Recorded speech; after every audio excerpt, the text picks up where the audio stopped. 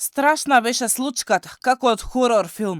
Вака сведочат очевидците кои беа видно потресени по трагедијата во неготинското село Црвени брегови, каде во мал, импровизиран, верски објект од плинска боца се угушија едно малолетно дете и двајца возрастни. Еден од починатите е оџа одресен. Тројцата не биле во роднинска врска. Единствено што ги поврзувало било верата. Малкумината жители од овој крај во непосреден разговор раскажаа дека подолг период малата кукичка која служела за верски обреди се греела на грејно тело со плин и секогаш мирисало на газ. На луѓето кои кобната вечер дошле тука да се молат пред да влезат во куќата, селаните ги предупредиле дека е опасно и дека се шири миризба на газ. Но и покрај тоа, тројцата верници останале да преноќат.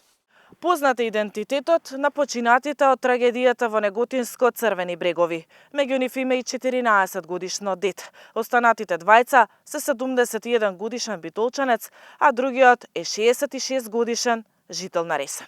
Соседите на починатиот тинејџер кој живеел само на 20 метри од верскиот објект, видно потресени од гледката претходната ноќ, раскажаа дека телото на оџата од Ресен го забележале кај влезната врата. Предпоставуваат дека стигнал до тука во обид да побара помош, но очигледно безуспешно, додека другите двајца биле внатре и спиејки починале. Очевидци на трагичниот настан не сакаат да зборуваат пред камерата на Алфа, но не информираат дека овој времен објект, ова импровизирана џамија, функционирала веќе 8 години и најчесто тука доаѓале граѓани од Ресен и Битола. Надлежните по пријавата на случајот од страна на селаните веднаш излегле на терен. Не се забележани траги на насилство врз телата, соопшти обвинителството. Се прави обдукција пошто се очекуваат дополнителни информации. Има и наредба за испитување на исправноста на плинскиот уред на кој се грееле.